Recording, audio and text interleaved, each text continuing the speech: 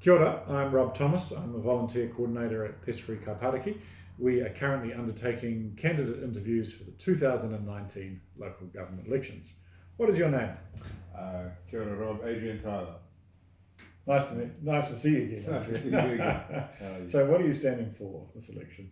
Well, I stood last election and this election just very simply because I think we need to see local people being more empowered to be able to act in their communities on any issue that they're passionate about. And that's been a bit of a fight for the last 3 years. And I think the Sure Action team's done really well achieving that to a degree. I think there's still quite a bit that we could do, and I'll talk a little bit more about that with some of the questions. Great. And so you're standing for local board again? I am standing for the Kaipatiki. Fantastic. Board, yes. Now, do you own a rat trap or a bait station? I own 2 rat traps and a Tim's trap. Oh, right. Great. Yeah. And are you using EcoTrack to record that? I downloaded it and I haven't actioned it yet. Okay, So cool. I really should do that. After this, we're going to go sort that out. Yeah, that's right. So, what do you like and dislike about the current state of the Kaipatiki's natural environment? I guess the obvious answer is the large tracts of bush and native bush that we have, and our coastline, because I grew up at the bottom of Beachhaven, Airview Drive, and so swimming the harbour and sailing, so the access to the coastline. What do I dislike? Well, what am I concerned about?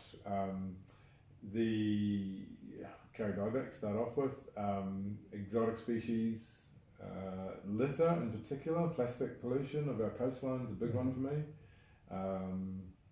What else?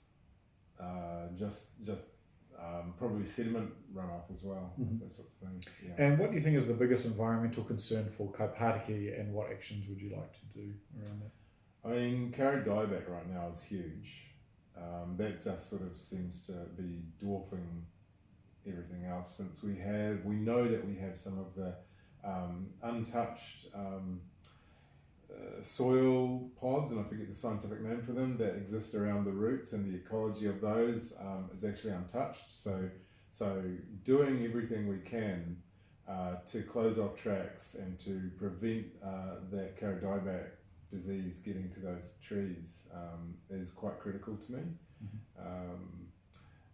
Beyond that, cleaning up the massive extent of sort of wattle and moth plant and woolly nightshade, which I frequently get to on my own property, but then when I say frequent, I do a big effort and then I run out of time, and then when I look again, it's half grown back again.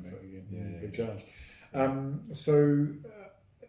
What single environmental project have you led or been involved with that you think's made the biggest impact in Kaipatiki?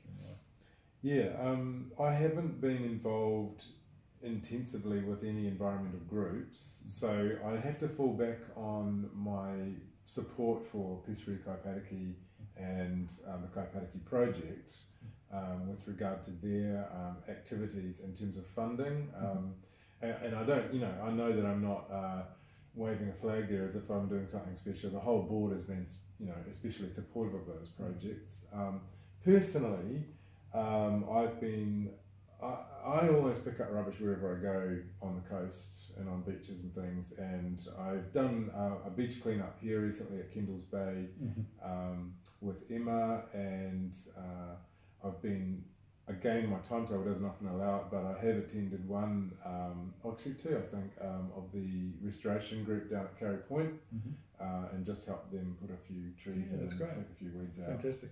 So Kaipatiki is very fortunate to have this 32% tree canopy cover, but every day we can hear this chainsaw operating in someone's backyard somewhere. So, what is it that you would like, would you do to try and maintain our canopy, or maybe even grow the canopy in Kaipatiki? Yeah, I am concerned about the protections on trees on private land, especially for natives. I've seen 30, 40-year-old Pahutakawa being knocked down under the new rules, and that's really heartbreaking. I think that, broadly speaking, and on a lot of issues, including on democracy and empowering communities, I think the local boards need to get a bit more muscular with Auckland Council. and really push harder for local concerns and for the local boards to be empowered more in the decision making around these areas. But I guess ultimately that goes back to advocacy, and I feel like the protections on trees are not strong enough for, especially for native trees in our area. Did that answer that question? Very good, very good. Pest Free Kaipatiki is a community-led initiative with that really big goal of making Kaipatiki pest free by 2026, and that is going to require sort of significant coordination and resources to remove those pest plants and predators and also prevent further spread of tree disease. If you were elected this coming term, what are the top 3 sort of tangible actions that you do to support the volunteers that are out there, the 30 in the reserve, 30 plus reserve groups, schools, local street coordinators to achieve that vision? There's one thing that I really, and I just flagged it with officers yesterday at a workshop, which is really a burning issue, and it is that the chain of communication between our volunteers and council is often not as good as it could be, and it can often be quite poor, and we're frequently fielding volunteer groups who are sort of screaming that something that has been raised is still not being attended to. And this isn't just our ecological volunteer groups, this is our community houses and all sorts. So there's got to be something that we can do better to enable the community to get a response from council in a timely fashion and in an appropriate fashion. And I've just flagged that that's a conversation I'll be raising with the local board and with officers going forward. Fingers crossed that I get elected next time to do that. Beyond that, I'm a teacher myself, and I strongly believe in motivating the kids, because they're ready to go, they're really interested. So keeping information going out through the schools, and I'm aware of some of your own work in that regard. And I think supporting that flow of information and opportunities for schools to interact and get involved in our local, adopting a stream, adopting an area bush, something like that. That's something that I'll continue to push as well. Third thing, I'm going to hark back to funding. I'm going to continue passionately supporting and arguing for as much funding as we can get for our volunteer groups. Right. Now, you may have already answered this question, but community volunteers and council contractors both do ecological work in reserves. And, what are your current thoughts on how they coordinate delivery, and what, if anything, would you look to change or do better in the future?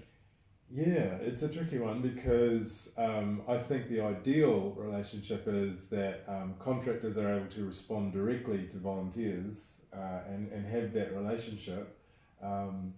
Obviously, there needs to be budgetary oversight from council, and that's what council is concerned about, and the local board need to be aware of what's happening too.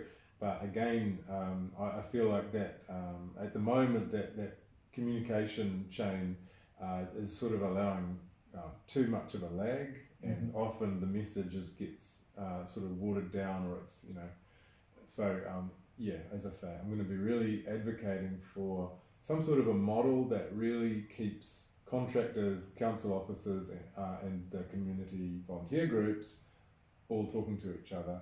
And we have achieved that with the Frank Larkin playboat, and so I'm just really excited by that. I'm not sure if you're aware of that, but the playboat down at Beach Haven was sort of just about to be hauled off to the tip by the council.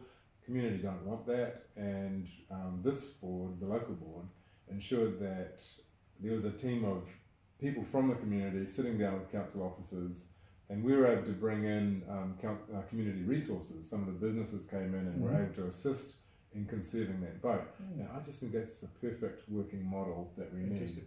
So I'd like to see that model replicated, if we can, with our ecological groups in particular.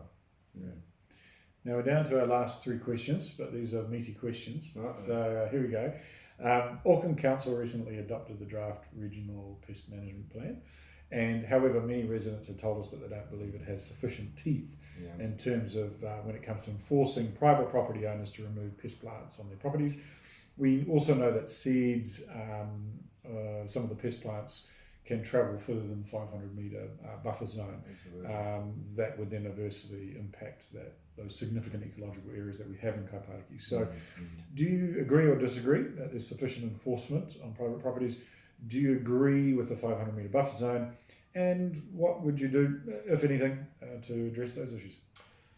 I don't agree that there's sufficient enforcement. I would like to see more thought given to how we get people on side, and I suspect property owners may feel like if Auckland Council's coming along with a sort of big stick approach, we're not going to achieve as much.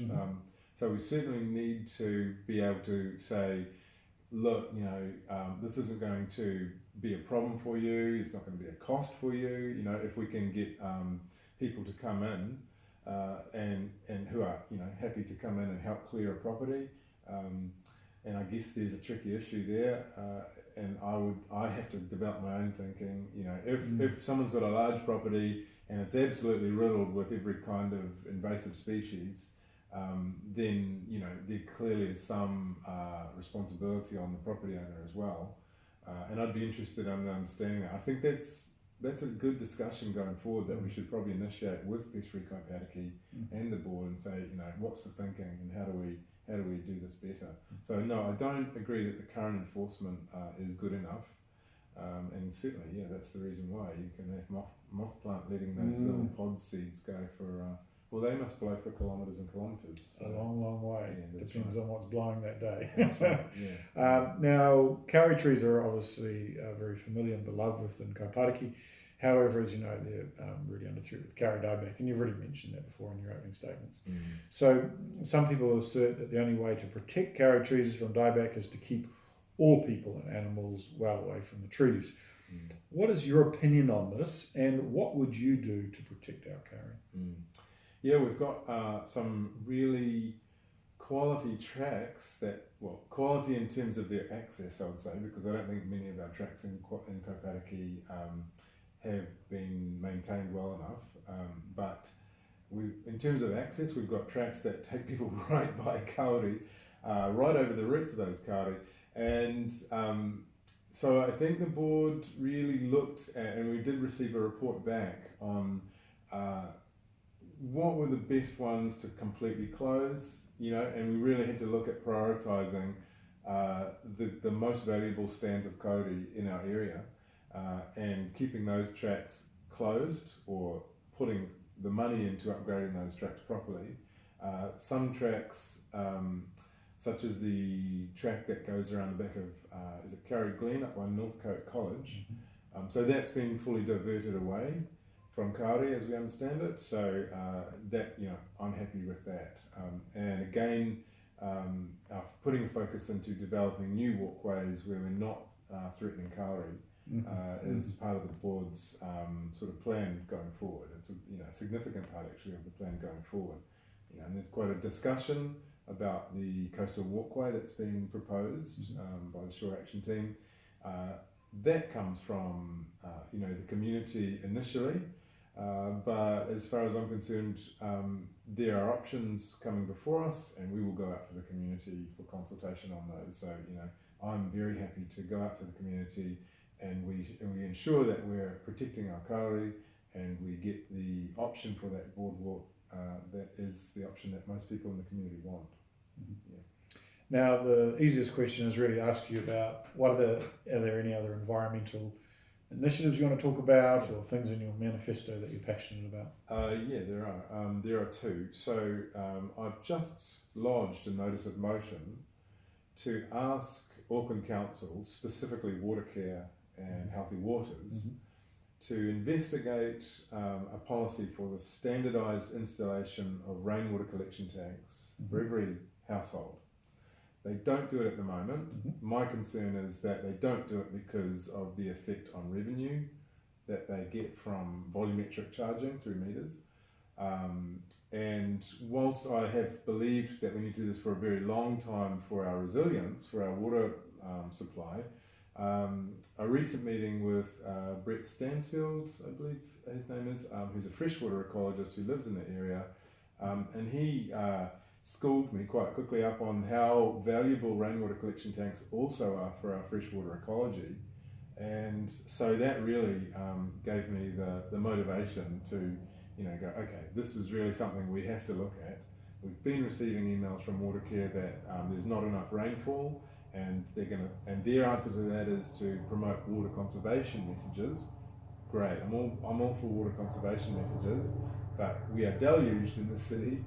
We need rain tanks by our houses, not just for residents' backup supply, but as it so happens, to protect our streams. And I didn't realise how much valuable stream life we actually have here and endangered species in this area. So I'm just learning about that, and so I'm very happy to say I've just put that notice of motion through, and we'll see how that goes at the upcoming meeting. If anyone wants to support that, our meeting on the 18th of September, anyone wants to come along and support that, that would be great. I believe it'll be 4 p.m. on the 18th of September at the Glenfield offices. Now, the other thing, good little plug. Yeah, the other thing I'd really like to do is, and this is more to do with waste, and there's a lot of great waste initiatives happening. I'm still concerned that there are a lot of, especially food retailers throughout Kaipatiki, who give out plastic and polystyrene takeaway trays, and I guess my thinking is, if there's a biodegradable alternative to a plastic that we're using, we should be using it, period. There's no real excuse.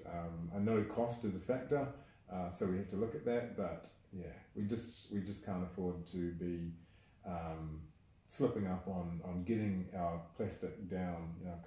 The content that's going into our oceans and into our environment is breathtaking and terrifying. So we need to do that. So I'm going to continue agitating and advocating for the organisations that we have in play and the local board itself to take this idea up, that we really encourage our retailers to get in Kaipatiki to get plastic free.